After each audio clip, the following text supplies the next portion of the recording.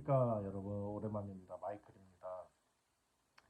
블라인드 테이스팅을 좋아하시나요? 요번에 이제 제가 WOC 그 대회는 아니고 SCA 마켓에 갔다 왔는데 커핑을 했습니다. 커핑을 했는데 제가 모르는 농장이고 한국에 처음 들어오는 농장이라고 합니다. 최근에 와인계에서는 블라인드 테이스팅에 대해서 이런저런 이야기가 있는데 제가 그것만 설명드릴게요. 저도 블라인드를 합니다.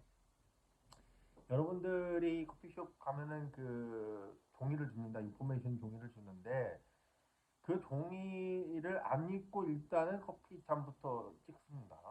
그다음에 마시고 종이를 확인하는 그런 식으로 테이스팅을 합니다. 물론 이제 제가 골랐기 때문에 뭔지 알고 그러는 거 아니냐. 하지만 그것조차도 안 보려고 요즘은 노력합니다.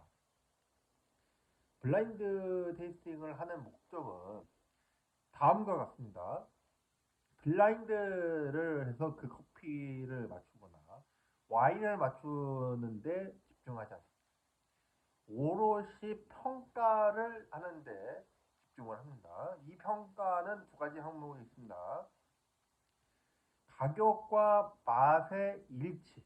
그러니까 3만 원대 커피를 먹고 3만 원짜리 커피가 됐냐 이거를 평가합니다. 물론 여기서 커피는 킬로그램당 원두 가격이 아니라 생두 가격을 기준으로 합니다. 와인 같은 경우는 병 가격이라고 하시면 편할 것 같네요. 그러면 이게 3만 원어치가 안 된다. 그렇게 평가가 되면은 뭐랄까 좀 평가를 박하게 할 수밖에 없죠. 우리가 일반적으로 뭐 그런 게 좀 많이 있습니다.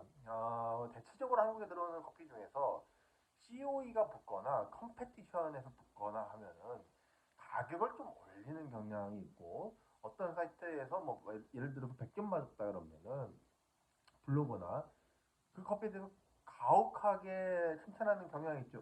저 같은 경우는 어, 저를 보신 분들은 아시겠지만은 제가 테이스팅을 해서 아주 박하게 준 그런 커피가 있는데 아마 그 와인계에서보다도 더한 정도의 수준으로 어, 직접 그 해당 업체, 그러니까 그 브랜드에다가 직접 저는 이야기합니다. 뭐 그러고도 고소는 안 당하는데 어, 고소를 했다는 것 자체에 대해서는 조금 와인 업계하고 커피 업계가 좀 다르다, 많이 다르다 이렇게 저는 생각합니다. 그런데 여러분들에게 제가 말씀드리고 싶은 것은 누군가가 블라인드로 테이스팅을 이제 하고 평가를 했으면 뭐 그게 기분 나빠가지고 그걸 찾아가지고 뭐 다시 평가할 수도 있겠지만은 만약에 어떤 사람이 블라인드를 했다고 한다면 기본적으로 여러분들도 그것에 대해서 평가하고 싶다고 한다면 블라인드를 해야 합니다. 제가 이제 커피로 좀 설명드리면 예를 들어 제가 어떤 에티오피아의 시다마의 뭐 벤사 지역을 먹었다. 근데 좋게 평가할 수도 있고 나쁘게 평가할 수도 있지 않습니까? 그럼 그 커피와 함께 블라인드가 진행을 해서 먹는 경우니까 그 경우와 함께 다른 거 예를 들어서 예가치프나 시다마의 뭐 다른 뭐 농장의 것이나 이렇게 다른 거를 한 두 가지 정도를 같이 놓고 테이스팅을 하신 후에 그 평가에 대해서 논의해야 된다. 논점이 다르다. 이렇게 저는 이야기하고 싶습니다. 그래서 블라인드 테이스팅이 나쁜 것은 아닙니다. 그런데 블라인드 테이스팅을 했던 사람에게 그 인포메이션지를 읽으면서 이것도 모르는 사람이라고 한다면 과연 그 사람이 전문성을 인정받을 수 있을까 하는 짧은 생각이 있었습니다.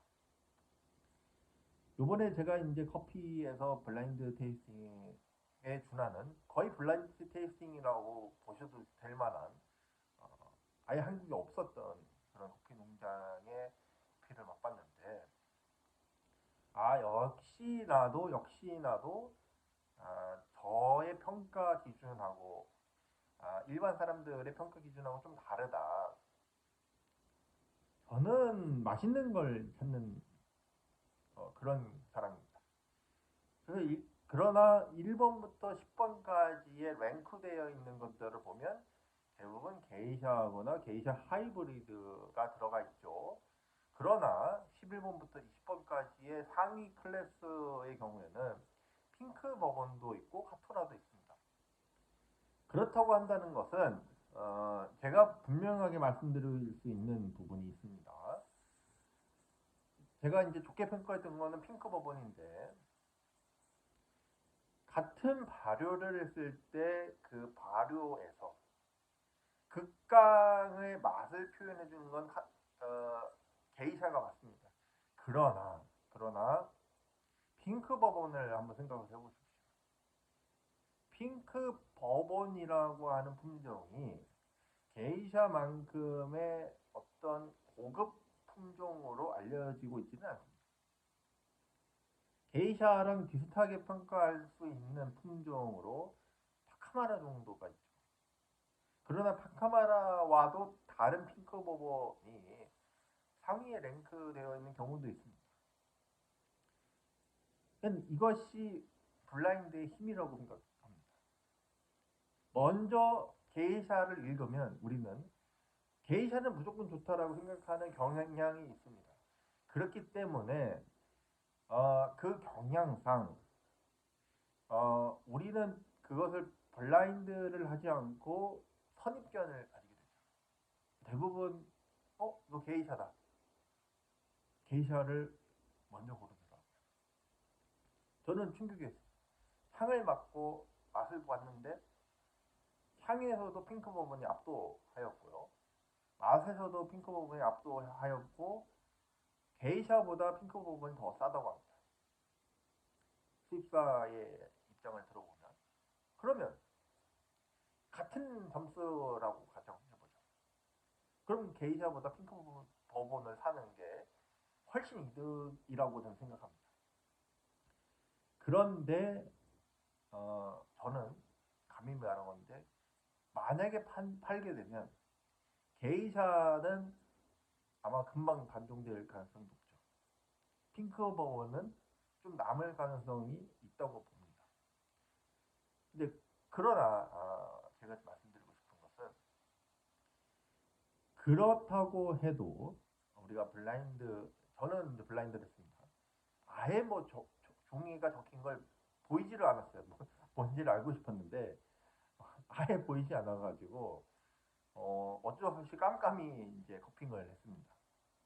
커핑을 하고 난 뒤에 이게 요런 커피구나 이렇게 점수를 매긴 적이 있는데,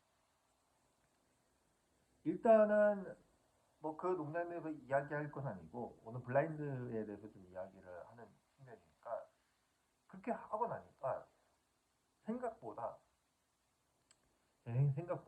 물론 게이샤가 높은 점수를 받았습니다만 게이샤가 3등 정도 되더라고요. 거기에 참고로 8개의 커피가 나왔습니다. 근데 8개 중에서 1등이 핑크버번, 2등이 이제 에티오피아에서 왔다고 하는 파파요, 우리가 소위 얘기하는 옴보리곤이라고 합니다. 그런 커피. 그 다음에 이제 3등이 게이샤인데, 게이샤 같은 경우는 그걸 골랐을 때 그 고른 커피가 조금 더 특이한 방식인 것은 사실이었어요. 근데 그거를 몰랐습니다. 왜냐면 안 보였거든요. 안 보였고, 그런 방식은 기억하기가 쉽지만 제가 잘 몰랐기 때문에 그렇게 고른 점도 있지만, 대부분은 약간 워시드 게이샤 같은 것을 많이 선택하셨던 걸로 기억합니다. 그러나 그렇듯이 커피도 그렇고 와인도 그렇고 블라인드를 하면은 좋은 점이 이렇게 명확하게 가격 대비 성능이 좋은 것을 찾아내기가 쉽다는 점입니다. 물론 이제 그 와인 업계에서 나오는 그 해당 채널의 주인장도 제가 만나보고 이야기도 나눠보고 그랬습니다만은 그게 그렇게 크게 논란될 만한 와인은 아니었다고 보는데 같은 회사의 같은 제조사의 어, 상위 버전 있고 이제 그것보다는 가격이 싼 게 있는데 저 같으면 그 두 번째 가격이 싼 거를 먹을 것 같습니다. 이 핑크 버번하고 같다고 보시면 돼요. 게이샤가 조금 더 윗등급에 있지 않겠습니까? 그것보다는 좀 싸도 맛이 좋은 게 훨씬 낫다라는 생각을 평소에 가지고 있기 때문에 그런 정도를 마시면 좋을 것 같다는 생각. 저는 여러분들에게도 혹시 기회가 된다면 꼭 블라인드 테이스팅을 해보시는 것을 추천드립니다. 감사합니다.